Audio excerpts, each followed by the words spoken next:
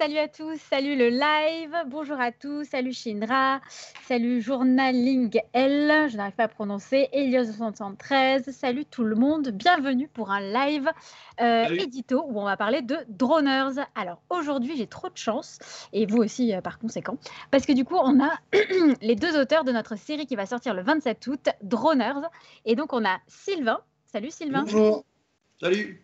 On a Nicolas. Bonjour. Salut Nicolas.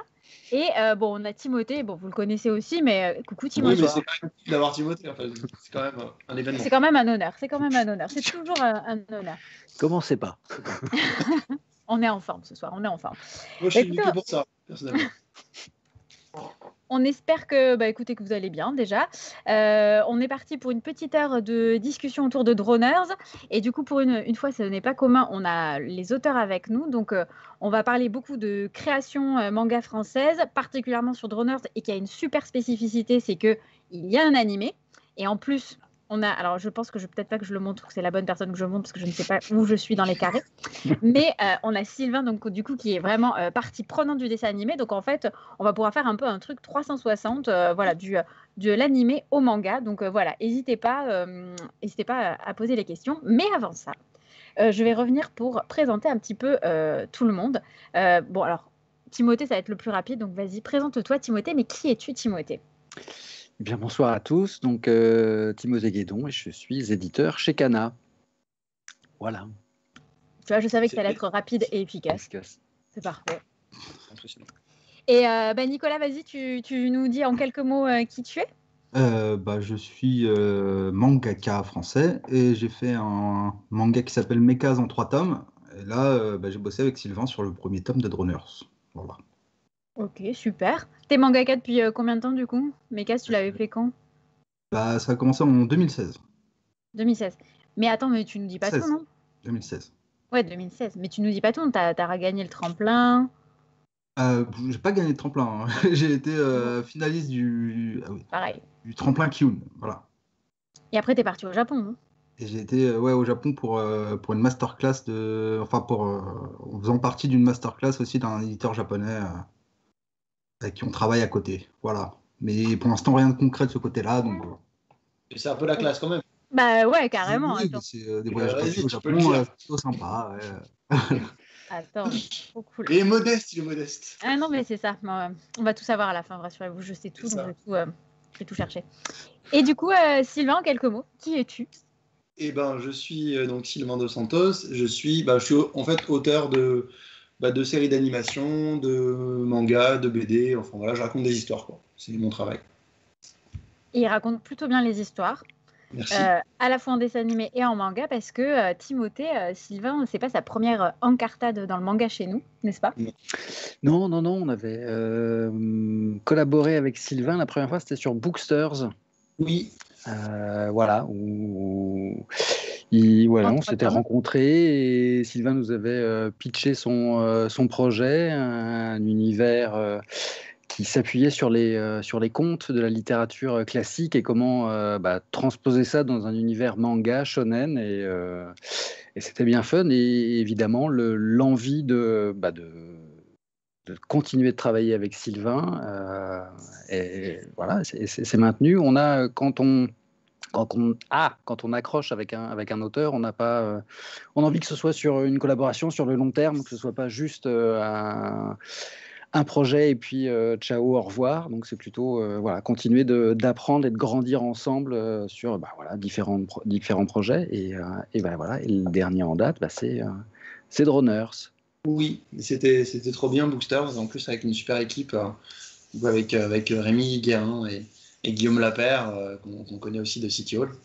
Donc voilà, c'était une très belle collaboration. Et puis ma première collaboration et ma première histoire dans le manga, c'était probablement le truc que j'avais le plus envie de faire, parce que je suis un gros fan. Et que voilà, c'est tellement un bon format pour raconter des histoires que j'étais honoré de pouvoir travailler avec Kana. Il y a ça qui te plaît dans le format manga, c'est le côté feuilletonnant, où tu peux avoir le temps de développer ton récit, tes personnages. La pagination déjà, enfin, c'est vrai que moi j'ai ma première incursion dans l'édition, c'était dans la BD traditionnelle franco-belge. Et c'est vrai que quand tu as 46 planches pour raconter une histoire, c'est un peu sec, quoi. C'est un peu. C'est un exercice différent. Moi, effectivement, moi qui ne suis pas dessinateur, mais qui suis plutôt. Qui a envie de raconter quelque chose, j'ai envie d'avoir plein d'espace pour le raconter plutôt que d'avoir des très belles planches, etc. Enfin, c'est tellement deux exercices différents que je trouve que le format manga, il permet de mieux développer les personnages, de mieux s'étaler sur l'histoire. Et puis, pour le coup, sur Droners, c'est un shonen de course, et qui dit shonen de course dit de la place pour faire les courses. Ça, Nicolas en parlera mieux que moi. Mais c'est vrai que j'imagine pas, c'est difficile d'avoir que quelques planches pour simuler une vraie course haletante, etc. Donc, pas forcément mieux, hein, tu le dis très bien.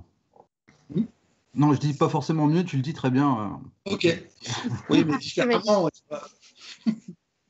Et juste avant de rentrer dans le détail, donc déjà bonjour à Tornado, Dromise, Jujubabar, Jack, Feifei. Merci à tous de nous suivre pour ce live, donc spécialement pour Droners, donc notre nouvelle création française avec Nicolas David et Sylvain Dos Santos. Donc vous avez 1 heure. Donc si vous avez des questions un peu sur les coulisses, comment ça se passe et tout ça, n'hésitez pas, je poserai les questions un petit peu à la fin. On va faire gagner des cadeaux comme d'habitude, parce que c'est un live, donc on fait toujours gagner des cadeaux. Et cette fois-ci, les cadeaux sont un peu différent, donc on va vous faire gagner 3 tomes 1 de Droners qui sortira le tome 1 le 27 août, et aussi un dessin, parce que du coup tout à l'heure Nicolas, tu vas en plus bosser x2, c'est-à-dire que tu vas parler et en plus dessiner, et du coup vous pourrez gagner un dessin qui aura été réalisé en live sans trucage. Pour ça, pour participer, il faut juste écrire dans le chat.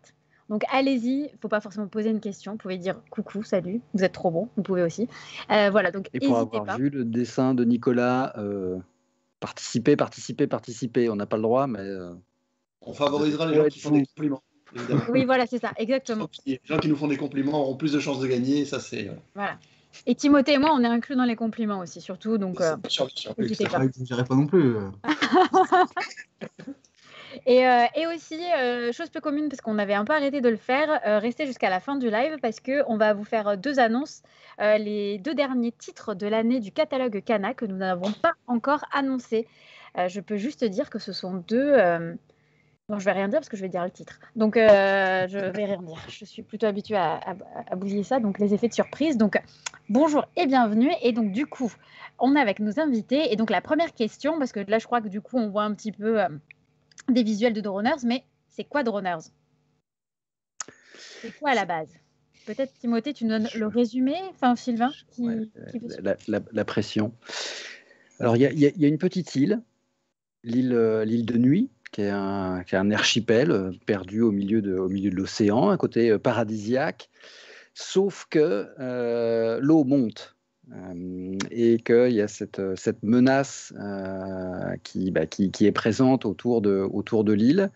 Et on va suivre Corto, qui est une des habitantes de l'île, qui est toute jeune au début de l'aventure, et qui va découvrir qu'il y a un certain Wyatt Whale qui est un inventeur, a mis au point tout un tas de génies et de machines qui pourraient éventuellement aider l'île de Nuit à se protéger de cette montée des eaux. Et elle apprend également que pour rencontrer ce Wyatt Whale, le meilleur moyen, c'est de participer à une course de drone, une compétition, et donc ça va devenir son objectif. Sauf que voilà, pour l'instant, elle n'est pas encore pilote, elle n'a pas de drone, elle part de zéro, et on va suivre ça. Est-ce que je suis à peu près correct? Oui, c'est ça. Globalement, on va suivre à la fois en animé et en manga, on va suivre les aventures de Corto et de ses amis qui forment l'équipe des Titi. Et ce qui est intéressant, c'est que dans l'animé, on va suivre la compétition dont tu viens de parler. Et dans le manga, on se situe un tout petit peu avant, et on va suivre plus le quotidien de Corto et comment elle va se lier d'amitié avec Mouse qui va devenir la mécano de l'équipe, et puis plein d'autres choses qu'il va y avoir dans le tome 1, dans le tome 2 et dans la suite, qui nous aident à mieux connaître un petit peu les personnages. Et et aborder certains thèmes qui sont un peu plus, on pourrait dire, haut de cible par rapport à la série d'animation qui va aller chercher un public, on va dire 8-12. Voilà, sur le manga, on est plus shonen, on peut se permettre d'aborder des thèmes un peu plus profonds, comme sans parler de racisme, la ségrégation entre deux peuples qui vivent sur l'île, enfin des thèmes comme ça, qui sont pas les thèmes principaux, mais qui sont en filigrane et qu'on aborde. Oui, parce que c'est aussi l'occasion de présenter l'univers de Droners, qui est alors focalisé sur l'île de nuit, mais avec des problématiques qu'on retrouve dans l'univers que tu as développé par ailleurs.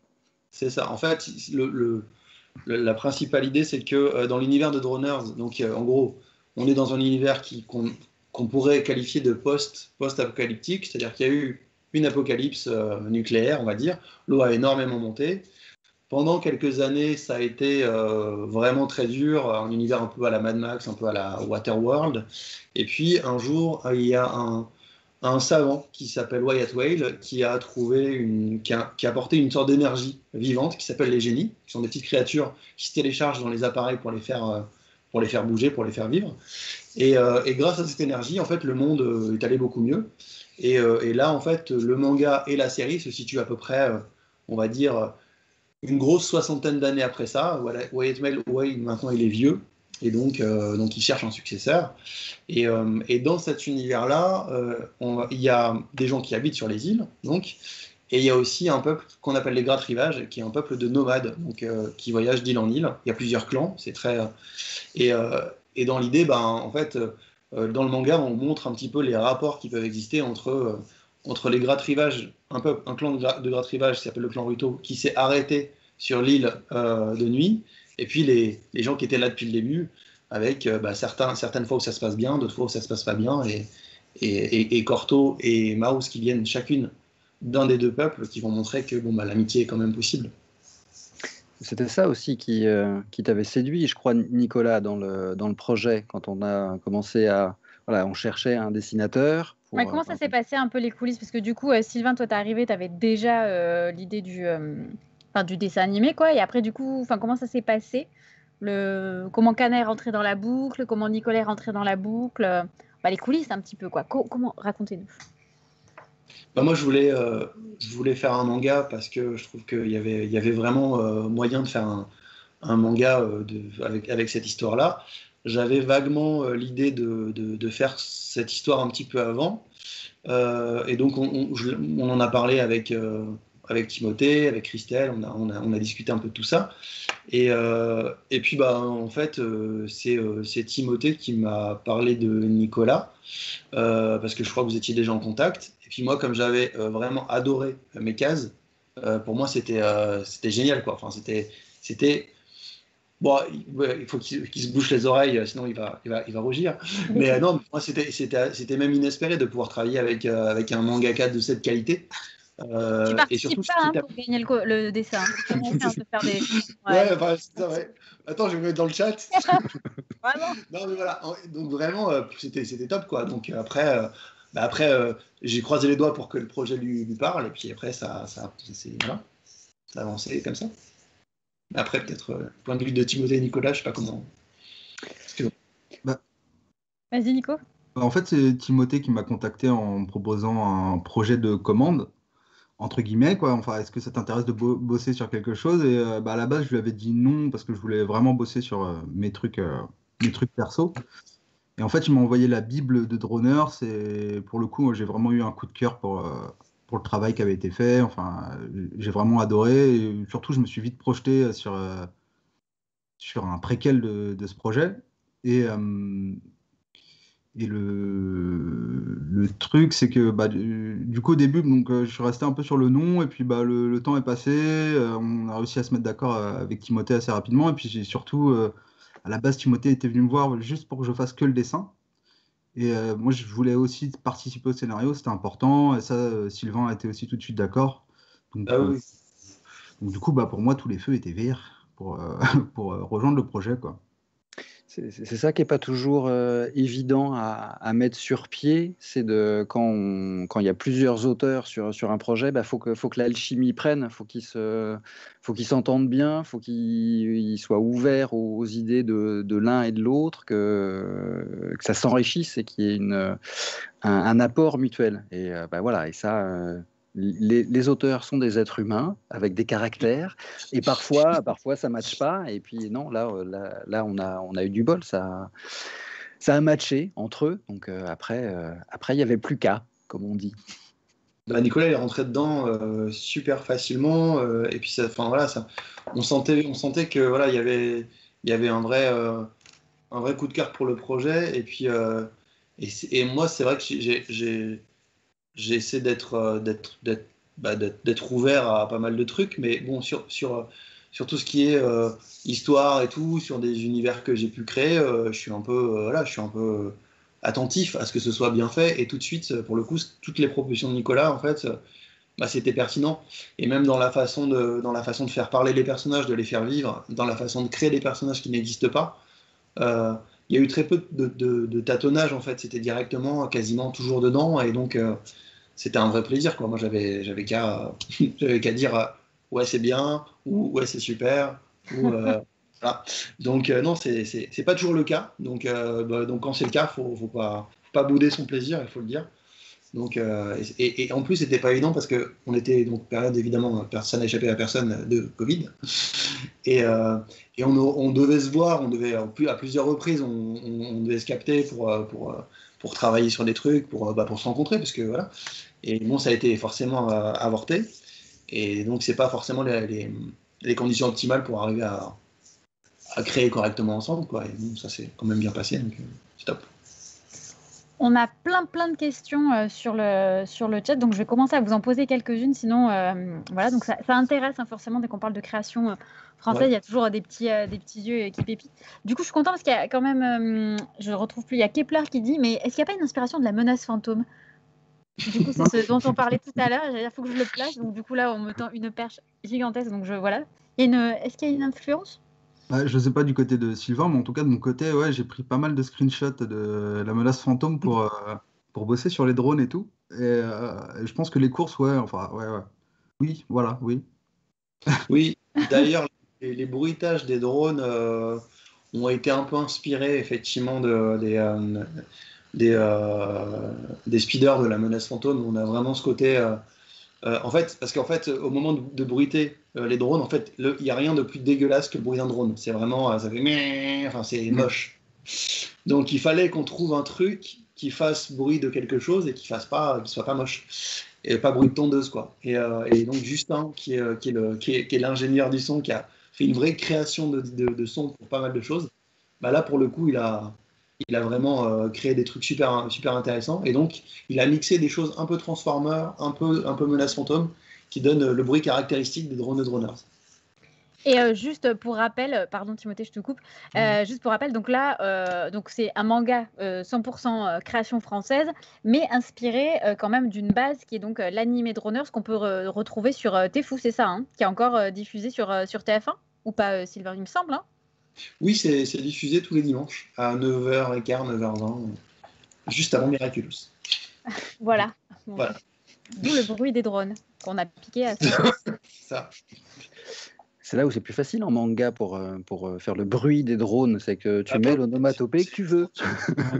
Tu mets Et sinon, dans les inspirations, il y a aussi pour nous une grosse inspiration qui était aussi bien littéraire que pour toute l'équipe graphique, qui était un animé français qui s'appelle Auban Star Racer, qui date d'il y a quelques années. Okay. Et voilà, qui était vraiment, voilà, c'est pour le coup, qui est très inspiré de la menace fantôme. Auban Star Racer, c'est vraiment des courses de véhicules et tout sur des planètes. Et voilà, c'était un peu notre référence ultime, quoi. Et du coup, il y a aussi notre question qui s'adresse à toi, Nicolas. Il y a Garance qui a remarqué que tu avais derrière toi une série peu connue, mais qui s'appelle Naruto. C'est une de tes inspirations ou pas trop? Ou c'est quoi, toi, tes références en manga? Oui, Naruto. C'est surtout Toriyama, pas mal. Otomo, mais beaucoup d'autres. Et Naruto, ouais, on fait partie aussi. Ouais. Mais bien vu Garance. Ouais, elle a eu. Elle est super bons yeux, cette Garance. Et du coup, on sent qu'il y a quelqu'un qui a regardé l'animé. Le manga prologue se situe sur Nuit. On verra donc Corto, Mouse et Enki aussi. Est-ce qu'il y aura d'autres personnes qu'on connaît du dessin animé? Alors, C'est sûr de oui. Asphodel. Alors oui, il y aura le papa de Mouse, Guillemot, qu'on a déjà vu. Il y aura les parents de Corto qu'on a vu en photo, mais qu'on n'a pas vu dans la série. Et puis, ce qui est super intéressant, c'est que justement, on va avoir d'autres personnes de la famille de Mouse et du clan de Mouse, notamment son grand frère, qu'on n'a jamais vu évidemment dans la série, qui a été créé par Nicolas pour le manga, qui est super classe. Voilà. Donc, ce qui est intéressant, c'est que pour le coup, le manga se nourrit de l'animé, et puis si on a de la chance et qu'il existe une suite à l'animé, on se nourrira du manga pour les aventures suivantes. Donc c'est une vraie boucle vertueuse. D'ailleurs, si je me trompe pas, samedi, tu es en vacances, Sylvain, de Droners? Non, je ne suis pas en vacances, mais je suis en vacances de Droners, puisqu'on double, effectivement, le dernier épisode, en fait, l'épisode 26, samedi. Donc voilà, ce sera la conclusion de cette saison-là. Super. Donc 26 épisodes pour la saison 1. Et du coup, en termes de manga, on est parti sur quoi? Vous êtes parti sur une série longue, un cycle, série courte? Parce que là, du coup, c'est le tome 1. Mais qui dit tome 1 dit tome 2. Vous nous en dites un peu plus sur... Alors normalement, il y aura un premier cycle en 2 tomes. Donc ça, c'est un classique, 2 ou 3 tomes. Et puis après, on verra selon plein de paramètres. Hein. C'est toujours un peu pareil, mais je pense que, en tout cas, moi, pour l'instant, c'est comme ça que je vois le projet. Je sais pas si vous avez des idées de grandeur de votre côté, Sylvain et Timothée. Peut-être que Garance va dire qu'il faut 72 tomes. Hein. Voilà, si dans le chat ils nous disent non, vous en faites 50, bon, on y réfléchira. C'est le moment de précommander. Après, voilà, c'est plus de tomes, c'est un investissement pour les auteurs, c'est de l'énergie, c'est du temps, est-ce que est-ce qu'on va avoir suffisamment de choses à raconter sur autant de tomes? C'est autant de questions qu'il faut qu'on discute entre nous avec les auteurs à la fin de chaque arc. Voilà, est-ce qu'on a envie d'aller plus loin? Est-ce qu'on a encore des choses à raconter ou pas? Enfin, c'est important que les auteurs aient envie toujours. Faut que l'envie elle soit là tout du long du projet. Sinon, des auteurs qui n'ont pas envie, on n'aura jamais nos tomes où ce sera la croix et la bannière pour tout le monde. Donc c'est pas bon pour le projet. Mais oui, en tout cas, en termes de disposition, on va dire temporelle, on a un peu, comme en fait le manga se situe quelques années avant la série, on a un peu de temps, mais en même temps on a une date butoir, c'est-à-dire que on sait qu'à un moment donné la coupe de la baleine va arriver et que là c'est le moment où l'animé commence, donc on a un peu d'espace pour quelques tomes, mais peut-être pas pour 73. Désolée Garance. Et du coup, il y a plein de messages d'encouragement. Je sens que tout le monde a envie de participer sur ce live. Mais pourquoi participer, me direz-vous? Ah oui, d'accord. Parce que... Ah, tiens, Nicolas. Du coup, durant ce live spécial Droners, rassurez-vous, il n'est pas parti. On ne l'a pas viré pour qu'il aille bosser. Du coup, durant ce live spécial Droners, donc le manga qui est la préquelle du dessin animé qui est actuellement en cours sur Tfou, TF1 tous les matins, on va vous faire gagner, non pas cette feuille blanche, mais la dédicace qui va s'y trouver à la fin du live, et aussi 3 tomes de Droners tome 1 qui sortira le 27 août et qui sera donc le tome 1 d'un cycle prévu pour le moment en 2 tomes. Donc voilà, et pour participer, qu'est-ce qu'il y a à faire? Juste à participer dans le chat et dire ô combien vous avez envie de lire Droners. Voilà. Enfin, en fait, vous dites ce que vous voulez, bien évidemment. Bonjour à tous, merci tout le monde. C'est rigolo. Asphodel dit qu'un ami m'a dit que Droners lui rappelait Obenstar Racer. Donc finalement. Il a fort raison. On est très flattés de cette comparaison. Donc ça, je regarde. Il y a plein de questions. C'est très chouette. Je rebondis sur les influences dont parlait Nicolas, où il parlait de Toriyama. Là, le côté île. Et machine, je pense qu'effectivement, on retrouve, on sent que Nicolas a été, enfin, moi c'est mon point de vue, qu'il a été nourri par le dessin de Toriyama et qu'il y a des choses qu'il a étudiées et qu'il a exploitées pour Droners. L'épicerie des parents de Corto n'est pas sans rappeler la Kame House d'un certain Kame Sennin. Voilà. C'est vrai qu'il y a un petit air. Ça va, Nicolas, t'es là? On t'entend ou pas? Ouais. Est-ce que vous m'entendez là? Ouais, oui. on t'entend. Super. Et la qualité de cette webcam est assez incroyable. Oui, merci Kana. Mais il y a une bonne question très intéressante de Guerza. Est-ce qu'il faut voir l'animé pour lire le manga? Non, je pense pas. Je pense pas parce que l'animé le manga le manga démarre de manière on comprend très bien l'univers pour le coup Nicolas a été super malin. Il y a un petit prologue qui en quelques planches explique à merveille l'univers, comment ça fonctionne, quelles sont les menaces, etc. Donc franchement on peut foncer sur le manga sans avoir vu l'animé sans aucun problème. Et après si on a lu le manga et qu'on veut voir l'animé, on connaîtra d'autant mieux les personnages, donc c'est encore mieux. Super, une double porte d'entrée. Je continue de prendre les petites questions et peut-être juste on avance un petit peu sur du coup les thèmes abordés, parce que du coup tu parlais tout à l'heure Sylvain de ségrégation, mais aussi un petit peu un côté écolo, non? Enfin, moi j'ai noté un peu écolo quand même. Oui, complètement, c'est complètement une des démarches de l'univers de Droners, puisqu'on parle en fait d'une planète qui a un peu bousillé ses ressources naturelles à un moment, en étant un peu trop, en exploitant un peu mal, voilà. Donc l'idée c'est que en fait grâce à Droners, on va parler d'écologie et on va parler de biomimétisme pas mal. Enfin, en tout cas dans l'animé. Dans le manga, un peu moins, puisqu'on a pas mal de choses à installer, donc voilà. Mais dans l'animé, un des thèmes, c'est le biomimétisme, parce que nos héros utilisent beaucoup ce qu'ils apprennent sur les plantes, sur les animaux, sur les coquillages, pour arriver à trouver des astuces pour customiser leur drone ou gagner des courses, etc. Et comme on s'adresse avec l'animé particulièrement à un jeune public, l'idée c'était de pouvoir parler d'écologie sans être donneur de leçons ou un peu rébarbatif, c'était plutôt de dire regardez en fait ce qui se passe dans la nature, il y a encore des trucs super et la nature a vachement de trucs à nous enseigner en fait. Et donc chaque truc de biomimétisme dont on parle dans la série, c'est évidemment des créatures qui n'existent pas, mais qui sont inspirées de coquillages ou de plantes ou d'animaux qui existent vraiment dans notre monde à nous.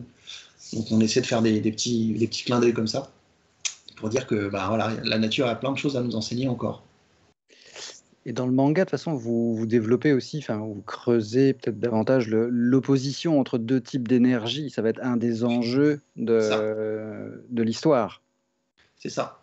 En fait, c'est un peu le fil rouge aussi de tout l'univers de Droners, c'est l'opposition entre l'énergie de Whale, qui s'appelle la génie technologie, qui est une énergie organique, complètement bio, complètement écolo-friendly, et l'énergie de Teach Tech, qui pour le coup est l'énergie qui, 500 ans auparavant, a causé le cataclysme qu'on connaît.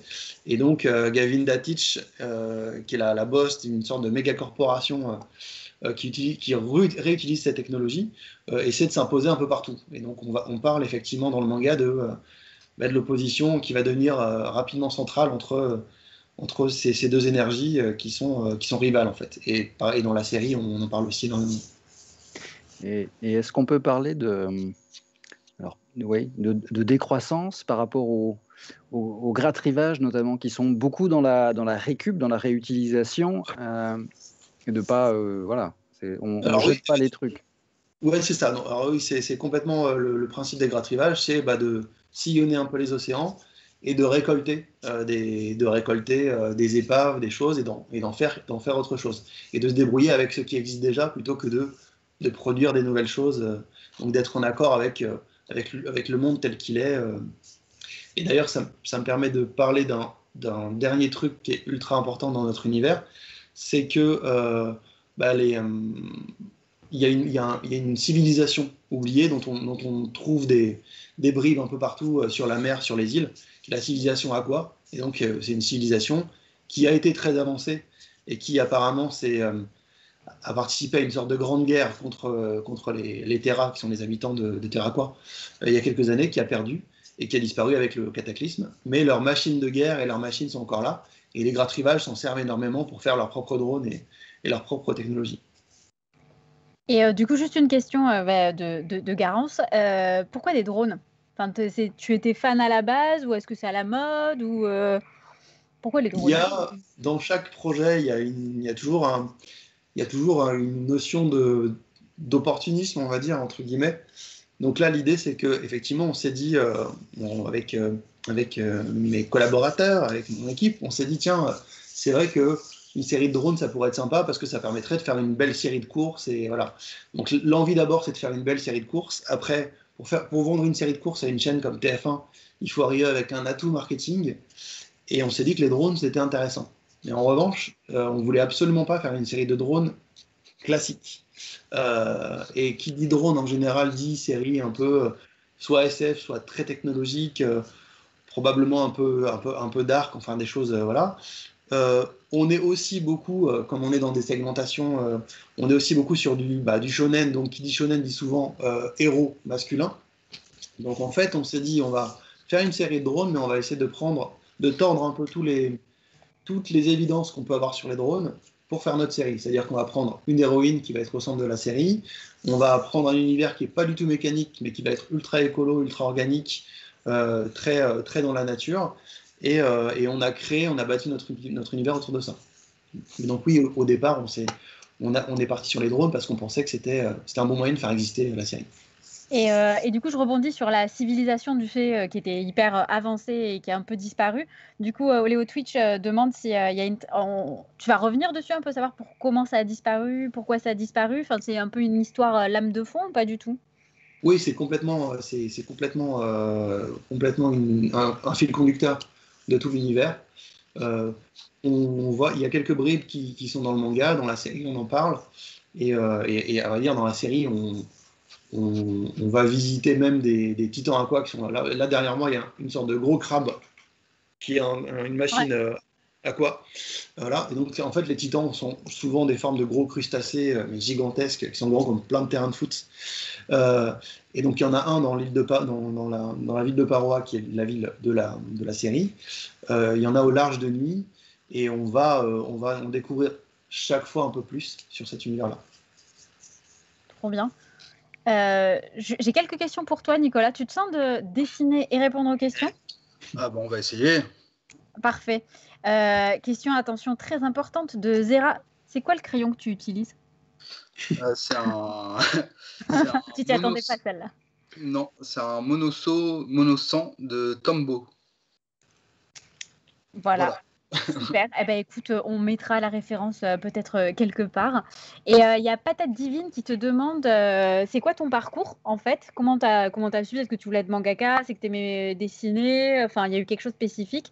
Et je réponds aussi à un autre truc, c'est que oui, Nicolas est sur Instagram. N'hésitez pas à le suivre. On pourra peut-être mettre.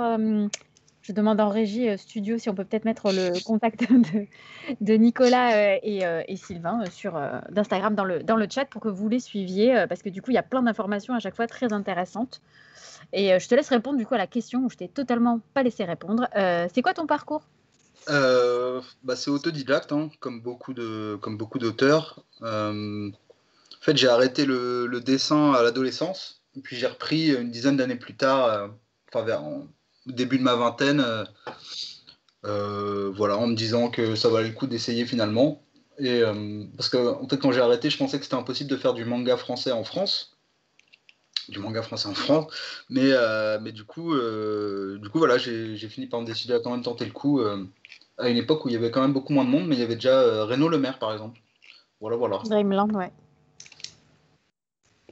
Et du coup, tu t'es lancé et tu t'es dit je fonce. Ouais, enfin, un peu naïf parce que c'est pas si simple que ça de signer son premier contrat dans ce milieu. Mais en gros, mais ça a pris quand même pas mal de temps. Hein. Ça a pris pas mal d'années avant de percer, entre guillemets, quoi. Voilà. Et du coup, on est très content de t'avoir avec nous et en train de dessiner Corto, si je me trompe, ou pas? C'est Corto. Tout à fait.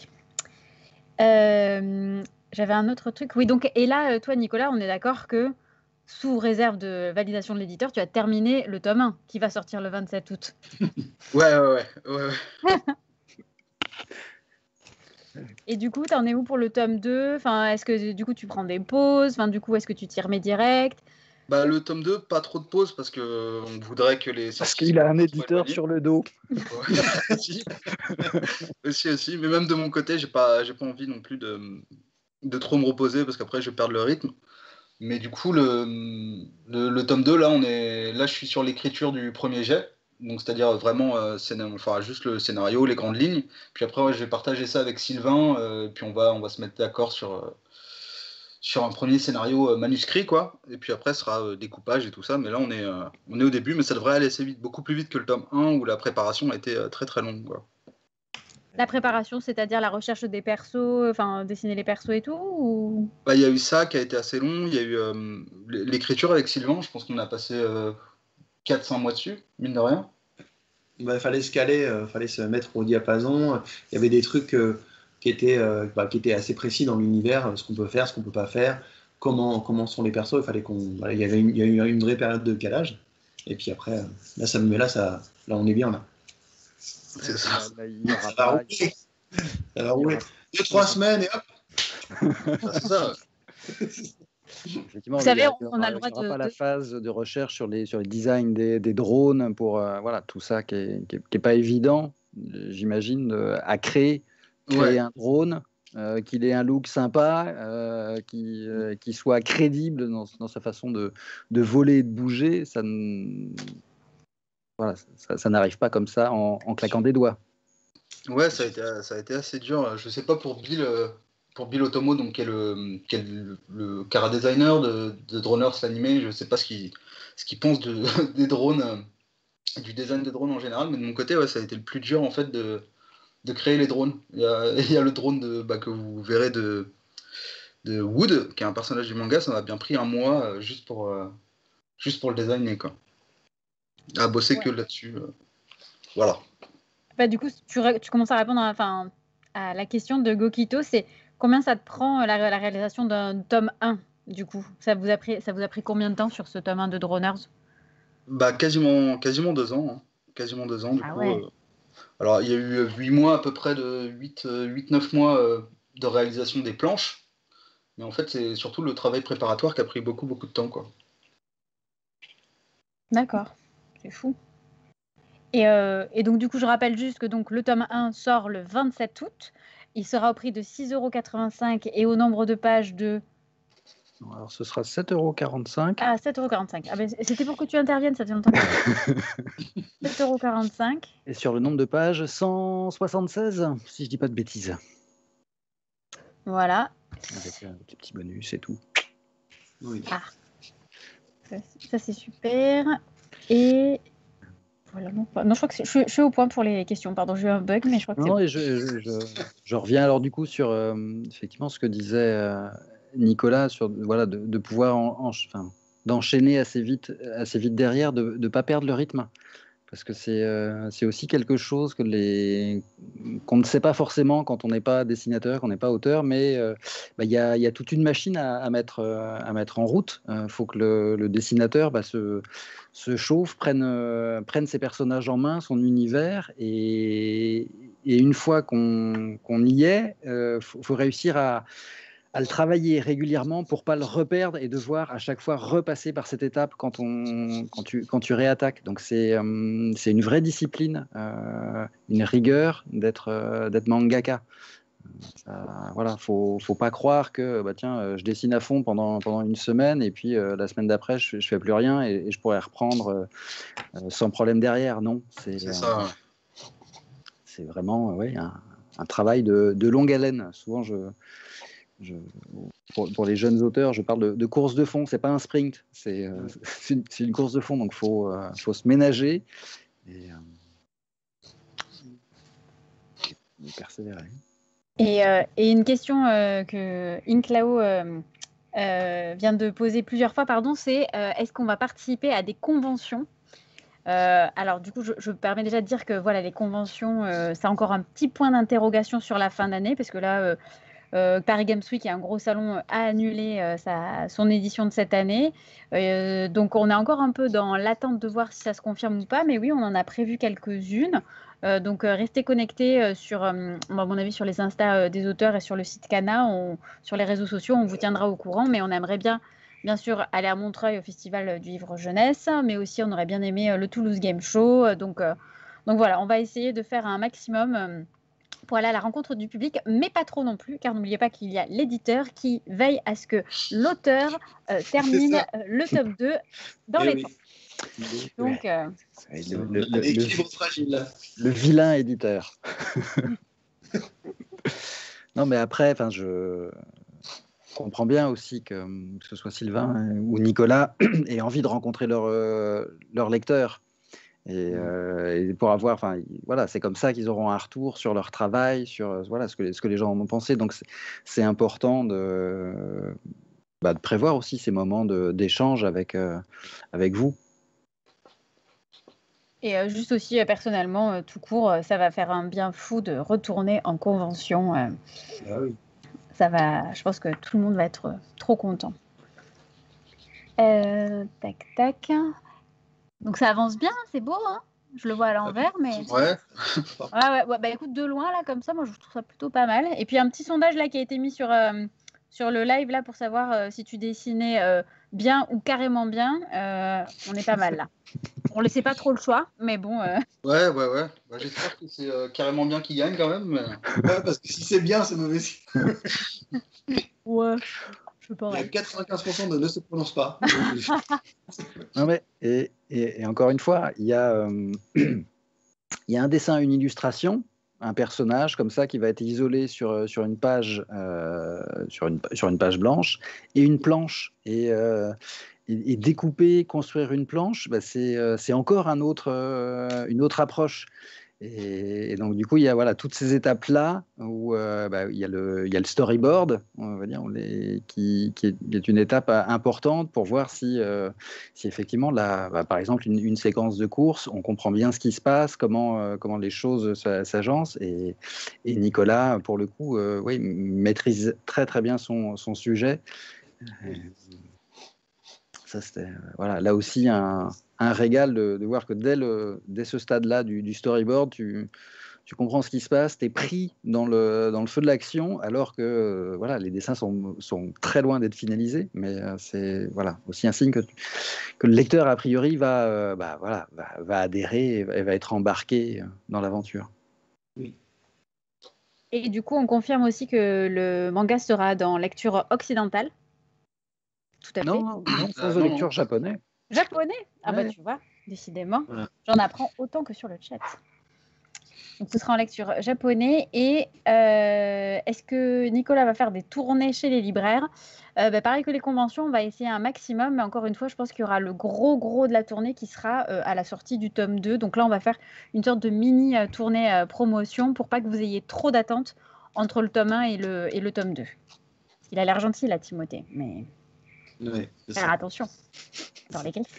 Ouais, il fait bonne figure, mais il est très méchant. Exactement. Et Kepler, oui, carrément, posait des très bonnes questions sur le chat. Merci pour vos questions. Comme ça, je pourrais faire mon communiqué de presse sans faute demain. C'est parfait. Très bien. Super. Je crois qu'on a fait un peu le tour. Et du coup, non, je sais pas, vous avez quelque chose à ajouter sur le chat? Est-ce que vous pensez que vous avez parlé de tout? Attends, je regarde mes petites notes. Ah oui, tiens. Est-ce que tu as des voix célèbres qui font l'animé? Oui, notamment la comédienne qui fait la voix de Corto, c'est Anaïs Delva, qui est la célèbre voix de la Reine des Neiges et la chanteuse de Libéré, délivré. Ah. Voilà. Donc voilà. ça, c'est un peu la classe. On a beaucoup de chance pour le casting voix, parce qu'évidemment, il y a Anaïs, qui pour le coup ne fait pas du tout la même voix que Elsa, parce que ça n'irait pas avec le caractère tonitruant de Corto. Mais elle est super, et pour le coup, en fait, elle arrive à donner un côté très attachant à un personnage qui, avec une voix agaçante, pourrait vite être vraiment énervant parce qu'elle fait que râler tout le temps.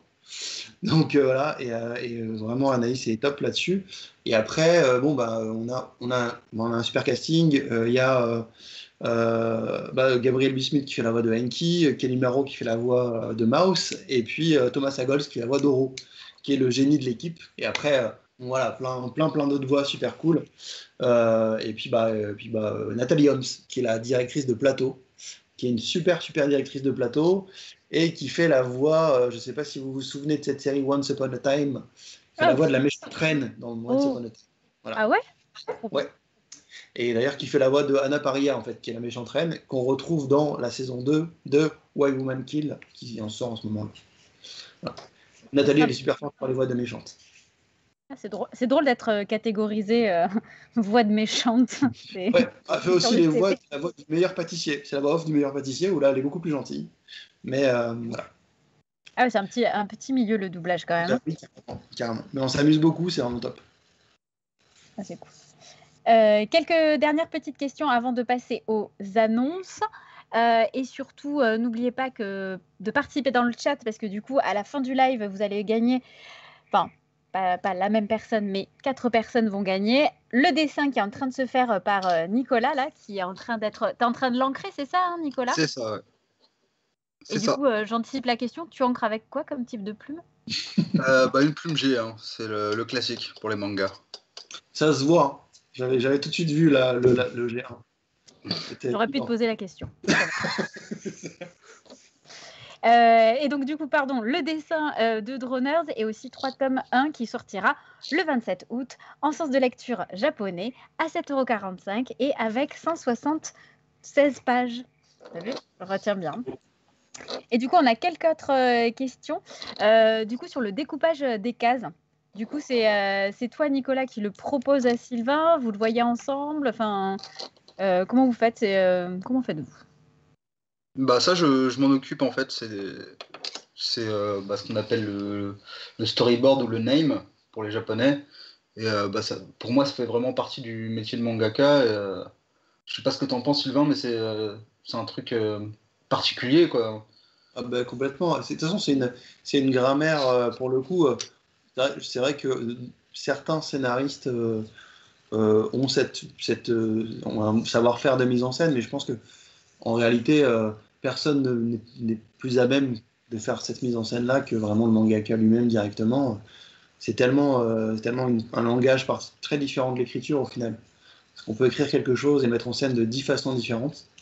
Et j'ai coutume de dire qu'il vaut toujours mieux un mauvais script bien storyboardé qu'un bon script mal storyboardé.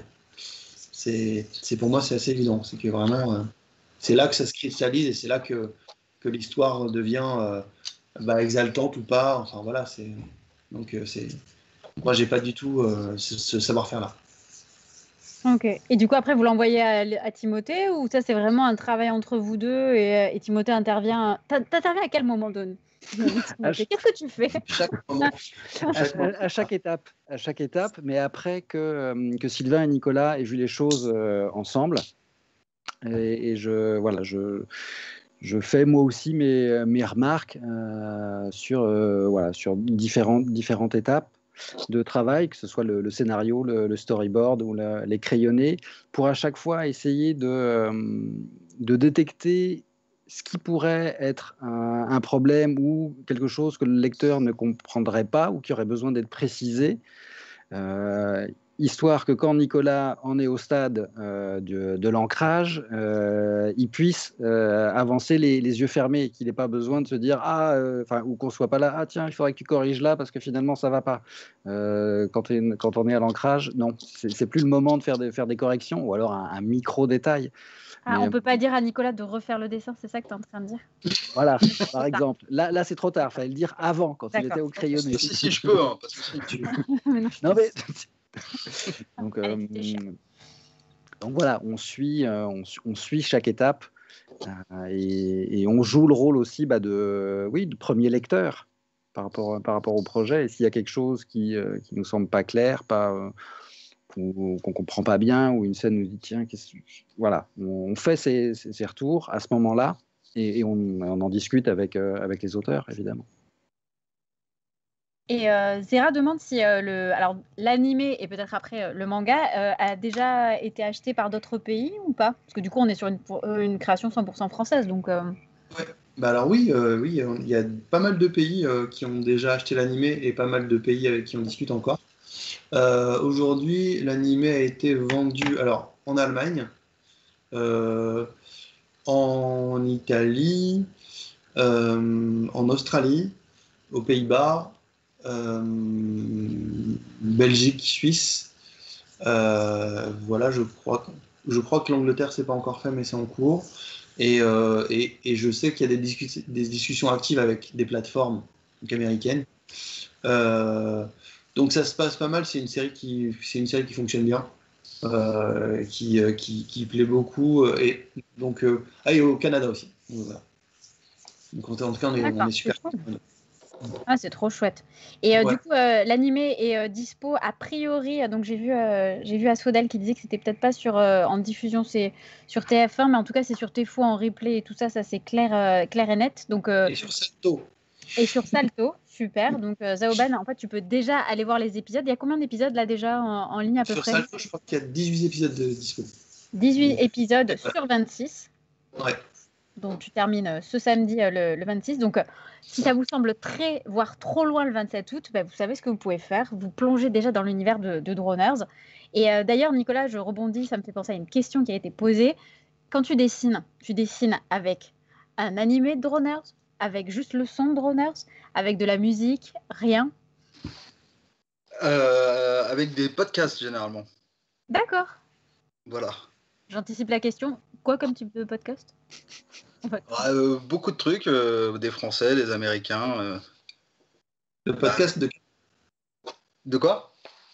Le podcast de Cana, des replays de. Bien sûr. Voilà, oui, surtout, en particulier. J'espère bien. Je te remercie, Sylvain. Tu vas participer finalement. C'est ça. Ah, et pour quand au Portugal? Écoutez, pourquoi pas, hein. Je pense que ça va arriver vite. Espagne-Portugal, je pense que ça va se faire bientôt. Bon, super. Et du coup, est-ce qu'il y aura est-ce qu'il y aura une sortie Netflix? C'est prévu ça ou pas du coup? C'est dans les discussions avec les plateformes, de ce que j'ai compris, parce que je m'occupe pas de la distribution, mais Netflix ne fait pas partie des plateformes avec qui les négociations sont commencées. Je crois qu'on est plus sur du HBO Max et une plateforme qui s'appelle Peacock, qui n'est pas encore arrivée en France, mais qui va arriver, qui est la plateforme de NBC Universal. Okay. Voilà, donc on est sur... Gros teaser, là, tu nous annonces une plateforme qui n'est pas encore arrivée, là. Oui, en fait, Peacock, c'est quelque chose qui est assez gros aux États-Unis, hein, parce que c'est NBC quand même, mais ça devrait arriver dans le courant de l'année, là, en France. Et pareil, HBO Max, ça va arriver, c'est la plateforme de Warner, qui, pour le coup, va arriver très vite, pour le coup. Donc, si jamais on fait un deal US avec Peacock ou HBO Max, il y a très peu de chances que ça se trouve sur Netflix en France. D'accord. Et donc, rassurez-vous, effectivement, cet été, du coup, avant la sortie, voilà, il y aura de quoi vous faire patienter avec des planches, peut-être un extrait. Enfin, voilà, du coup, il y a plein de choses de prévues, un trailer également. Donc voilà, et ce superbe live à revoir sur notre chaîne YouTube Canapé, parce qu'une fois ça part de Twitch, du coup, vous pouvez quand même le revoir. Donc, n'hésitez pas. Donc du coup, et sur l'Instagram de Nicolas, il y a moyen aussi si vous remontez le fil, de revoir quelques photos de planches, de trucs. Oui, venez. Venez. Et écoute, L3M16, très bonne idée. Peut-être que les tomes là qu'on vous fera gagner, on mettra un peu plus de temps à vous les envoyer, mais comme ça on les fera signer, juste signés par Nicolas. Ça vous fera quand même un petit quelque chose. Voilà, écoute, on va arriver un petit peu à la fin. Merci en tout cas pour toutes les questions. Et merci les garçons d'avoir aussi bien répondu. Je pense que j'ai oublié une question que je voulais poser, mais bon, ça reviendra ou pas. Du coup, est-ce que... Ah oui, non, si, ça y est, c'est revenu. Ma vie est passionnante. Du coup, Droners, comme c'est quand même un dessin animé, donc ça veut dire qu'il y a plein de livres, plein de nouveautés qui vont sortir autour. Donc effectivement, il va y avoir aussi une bande dessinée où tu es aussi acteur dessus, Sylvain, me semble-t-il. La BD, je supervise, mais c'est scénarisé par Antoine Morel et Pierre de Cabissol, qui a co-créé la série avec moi, Pierre de Cabissol. Et donc ça, pareil, petit clin d'œil à nos amis de Dupuis, la BD sort le 3 septembre, me semble-t-il. Et il y a aussi plein de romans jeunesse, là, du coup, plutôt chez Glénat, c'est ça? C'est ça. Et là, pour le coup, c'est de la novélisation. Donc, c'est vraiment des épisodes. Pour le coup, c'est pour les petits, pour les plus petits. En revanche, là, ce qui va arriver, on est en train de travailler sur un guide officiel, donc de l'univers, où on verra les drones, les peuples, un peu les différentes îles. On apprendra plus sur les aquas. Enfin voilà, quelque chose d'assez sympa. C'est un peu le rêve quand on crée un univers comme ça d'avoir un guide officiel. Donc c'est top que Glénat nous ait permis de le faire. Donc, très content. Super. Ouais. Et aussi, il y aura un Master Toy. Donc ça veut dire que c'est un fabricant qui du coup va un fabricant de jouets, c'est ça, qui choisit de faire le jouet qui va être porteur de la série, c'est ça? C'est ça. Bah là, c'est même un fabricant de drones. Qui s'appelle IR Drone et qui a décidé de faire le drone de Corto. Et puis, donc celui-là, il va être bientôt prêt. Je crois que on devrait commencer à en voir en magasin vers l'automne. Et puis pour le coup, ils sont en train de faire des tests pour d'autres drones, d'autres personnages. Donc, c'est top. Trop bien. Génial. Donc, oui. Ça, c'est super. Ça doit être assez magique de voir ces créations prendre vie comme ça en réel. Ouais, ça fait partie vraiment des trucs qui sont incroyables en fait. Par définition, ça s'est pas encore passé, mais ça va se passer, on espère. Voir un enfant qui joue avec le drone qu'on a imaginé pour Bill, qu'il a dessiné, etc. C'est incroyable, quoi. Donc c'est des trucs. Et puis pour le coup, les drones vont être assez cool, donc je pense que ça pourra être acheté aussi par des plus grands. C'est des vrais drones en fait. L'avantage que ce soit pas fait par un marchand de jouets, mais par un fabricant de drones, c'est que technologiquement, ça va être assez cool. C'est vraiment des gens qui sont passionnés par trouver des façons de faire voler les trucs, parce que c'est vrai que les designs de nos drones à la base sont pas faits pour voler. Enfin, on s'est lâché. On a fait d'abord on dessine et après on voit si ça vole. Et quand on a rencontré IR Drone, on pensait que la majorité allait pas être du tout possible à faire voler. On s'est dit ça va être galère. Et eux, ils ont pris le truc comme un challenge. Au contraire, ils se sont dit non, mais c'est cool. On va trouver des solutions pour chacun pour arriver à les faire voler. Donc c'est génial parce que même eux, ils sont plongés dans l'univers de manière très enthousiaste et c'est un vrai plaisir. Bon, bah écoute, super. Du coup, on va te laisser terminer, Nicolas. C'est vraiment top. Je ne sais pas si vous le voyez bien. Peut-être qu'on peut mettre juste Nicolas tout seul pour voir le dessin. C'est vraiment... Ah ouais, c'est trop beau. Trop beau. Canon. Du coup, ça sort le 27 août. Un tome sur 2 qui sera un premier cycle, à voir s'il y en aura d'autres. Le 27 août, 7,45, 176 pages. Et en attendant, n'hésitez pas à aller voir l'animé qui est a priori en replay sur Salto et sur TF1. Merci beaucoup les amis. J'espère qu'on a pu répondre à toutes vos questions. Restez avec nous Sylvain et Nicolas. On va juste faire les 2 annonces. Et juste avant ça, je pense que vous avez dû voir sur nos réseaux sociaux de ne pas hésiter en fait à vous abonner à nos lives Twitch, enfin la chaîne Twitch Kana, parce que du coup on vous fait gagner des paliers. Et en fait là on a déjà atteint, je crois, je vais peut-être dire des bêtises, 3 paliers sur 4. Et donc du coup on vous fait au 4e palier, c'est-à-dire aux 5000 abonnés Twitch, on vous fait gagner votre taille en manga. Peu importe votre taille, vous la gagnez en manga. Bon, faudra une photo pour prouver le truc. Hein. Vaut mieux pas être mou, c'est plutôt Enki dans ce cas-là, mais bon. Oui, c'est ça, exactement. Voilà. Donc, n'hésitez pas à vous inscrire, à dire à vos amis de vous inscrire. Voilà, il faut s'inscrire et participer au moins à un live. Et pour rappel, le prochain live, c'est le lundi prochain, 5 juillet, où on sera avec Ben du Manga Café pour vous parler de toutes les nouveautés de juillet et ses coups de cœur. Donc voilà, donc n'hésitez pas à dire à vos potes de participer. Comme ça, vous allez gagner votre taille. Et donc du coup, sans transition, On va annoncer donc les 2 titres qui vont apparaître d'un coup en même temps. Donc, j'ai 1 seconde pour dire que nous annonçons donc le one-shot qui va en plus va changer de nom. Donc, je dis la version japonaise et toi, Timothée, tu diras la version française. V2 Panzer de Leiji Matsumoto, un Mad Max de fou. Et Nekoga Nishimukiya de l'auteur de Mushishi, Yuki Urushibara, qui va sortir en novembre. Donc, Timothée, est-ce que tu pourrais nous dire un petit mot de ces 2 tomes, sachant que V2 Panzer va sortir en octobre d'abord. Voilà, alors le titre qui est en cours d'approbation, c'est Liberty Ride, donc c'est une histoire complète, ce one-shot, où on retrouve une héroïne accompagnée de deux compagnons, donc avec le design de Leiji Matsumoto qu'on connaît par cœur avec Albator, qui s'embarque dans une espèce de course un peu à la Mad Max contre le dictateur qui règne sur la planète, et pour essayer de le renverser et de venger la mort de ses parents. Donc c'est du Leiji Matsumoto au pur jus, comme on aime, avec un soin apporté aux machines, aux détails sur les machines, les mécanismes, etc. C'est toujours aussi impressionnant, et des découpages, des planches... Voilà, où il joue avec la taille des machines pour renforcer l'atmosphère pesante, oppressante de cet univers.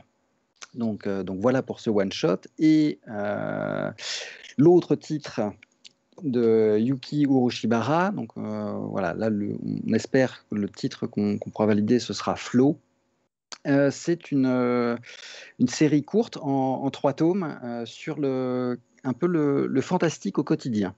On a un bureau d'enquête, Hirotaflo, avec un héros un peu nonchalant, un peu comme celui de Mushishi, sauf que là on est dans un univers tout à fait contemporain, qui est chargé d'enquêter, d'essayer de résoudre des phénomènes surnaturels qui apparaissent, qui popent comme ça un peu aléatoirement dans la ville, dans les environs, et on va se rendre compte que ces phénomènes sont liés aux émotions des gens. Voilà, certaines personnes qui traversent un moment difficile ou sont préoccupés, se posent des questions, ça affecte leurs émotions et ça va se répercuter sur l'entourage, sur le quotidien. Donc voilà, petite série très feel good aussi, malgré ce côté fantastique, un peu déroutant par moment, mais et puis avec un chat qui va accompagner nos héros, qui vient foutre un peu le bordel sans le vouloir dans ces petites histoires. Donc voilà pour finalement la fin de programme de l'année canin. On vient de vous révéler les 2 derniers titres à sortir de cette année.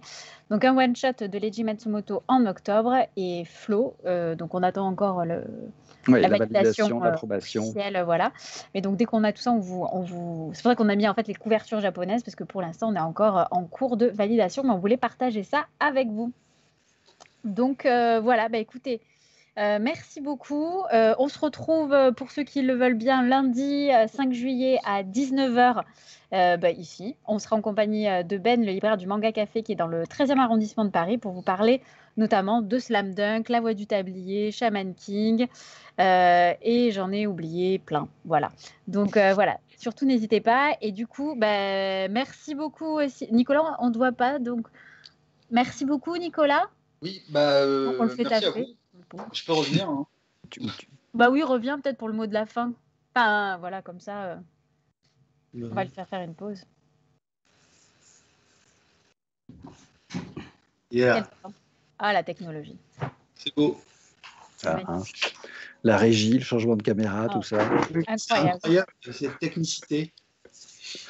Donc, merci beaucoup. Merci beaucoup, Sylvain. Merci beaucoup, Nicolas. Merci. Et puis, on vous retrouve fin août, début septembre pour des tournées dédicaces et peut-être pour d'autres interventions, qui sait. Avec plaisir. Merci beaucoup. Salut. Merci à tous. Bonne soirée. Bye bye. Merci. Bonne soirée. Chat. Merci beaucoup.